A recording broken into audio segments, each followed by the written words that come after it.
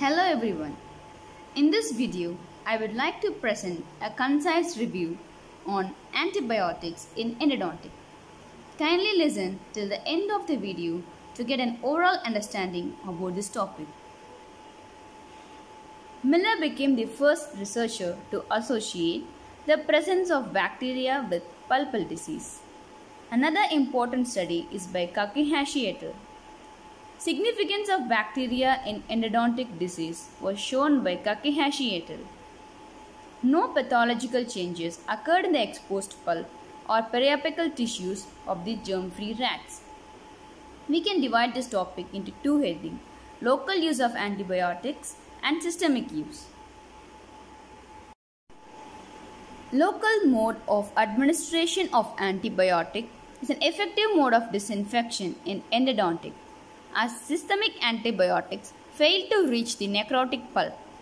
They fail to reach the minimum inhibitory concentration in a necrotic pulp because of the absence of blood supply. Local use of antibiotics in endodontics. It is used for pulp capping, as an irrigant, as an intracanal medicament, obturating material containing antibiotics, in reimplantation, in regenerative endodontics. These are a few examples of the local antibiotics: triple antibiotic paste, MTAD, tetracycline, leader mix, odonto paste, and PBSE paste by Grossman. Let us discuss in detail about these in the later part of the video. Systemic use of antibiotics in endodontics. Root canal infection are polymicrobial in nature. Indication of systemic use of antibiotics in endo. Acute periapical abscess in immunocompromised patient. Spread of infection causing fever, cellulitis, lymphadenopathy, that is systemic involvement. Treatment of persistent symptoms even after the performance of available option to control the intraradicular infection. Conditions not requiring antibiotics. Teeth with necrotic pulp and radiolucency does not require an antibiotic. Abscesses with sinus tract do not require antibiotics. What are the commonly used systemic antibiotics? They are amoxicillin, penicillin, erythromycin, clarithromycin, tetracycline, and doxycycline. After discussing an overall view about the local and systemic use, now let us see in detail about the commonly used antibiotics in a local manner. So PBSE paste, it stands for penicillin, bacitracin, streptomycin, caprolate sodium. It was formulated by Grossman. Food and Drug Administration banned the PBSE paste because of the risk of sensitization and allergic reaction. Triple antibiotic paste is a combination of three antibiotics: metronidazole, minocycline, and ciprofloxacin. First, these three combination was used by Sato et al. Then Hoshino et al. Used these three medicines in the ratio of 1:1:1, the carrier being propylene glycol and macrogol in 1:1 ratio. Takushi et al. Used this combination of triple antibiotic paste in the ratio of 3:3:1. He termed it as lesion sterilization and repair therapy, LSRT. Triple antibiotic paste is used in treating immature teeth with endodontic infections. MTAD. It is a combination of 3% doxycycline, citric acid, and detergent polysorbate 80. It was introduced in the market by Torabinejit et al. MTAD is used as a final rinse for 5 minutes after irrigating the canals initially with 1.3% sodium hypochlorite. Tetracycline. Tetracycline is similar to the MTAD. It differs from MTAD by the concentration of doxycycline.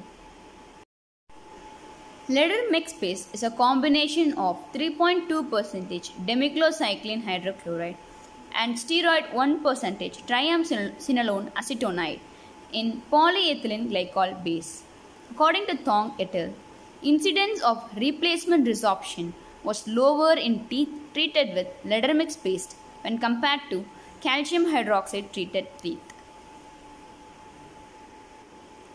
Let us now discuss about the antibiotic prophylaxis, that is a systemic use. American Heart Association. The antibiotic prophylaxis must be administered at least 1 hour in oral route or 30 minutes in IV before procedure. Antibiotic loading dose must be 2 to 4 times the maintenance dose. In dentistry, we usually give an antibiotic prophylactic dose of amoxicillin 2 gram. So, when the antibiotic prophylaxis is indicated, when we have a previous history of endocarditis, total joint replacement, prosthetic valve replacement, and rheumatic heart diseases. Let us also know about the high risk procedures that are causing bacteremias. So, the dental extraction, endodontic surgery, endodontic cord placement, endodontic instrumentation beyond apex or high risk dental procedures causing bacteremia. Mechanism of action of commonly used antibiotics.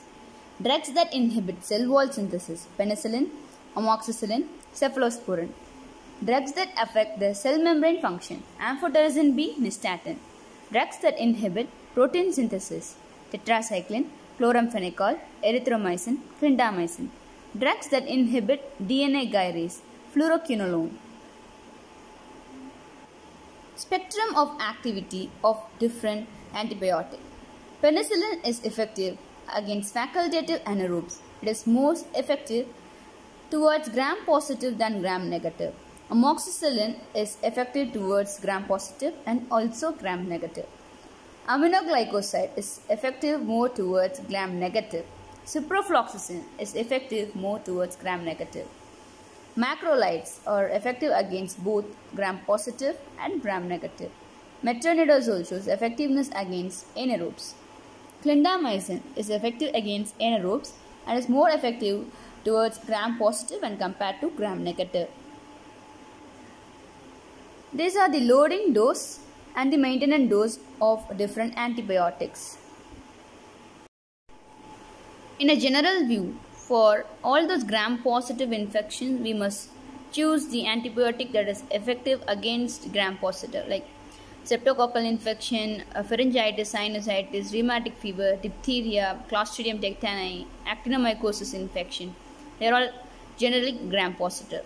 For gram-negative infections are like urinary tract infection, diarrhea, typhoid, gonococcal, meningococcal, and infection by Borrelia vincenti. These are all gram-negative. So for gram-positive, we must go for penicillin, amoxicillin, and gram-negative type of infection, we should select aminoglycoside, ciprofloxacin, etc. Thank you.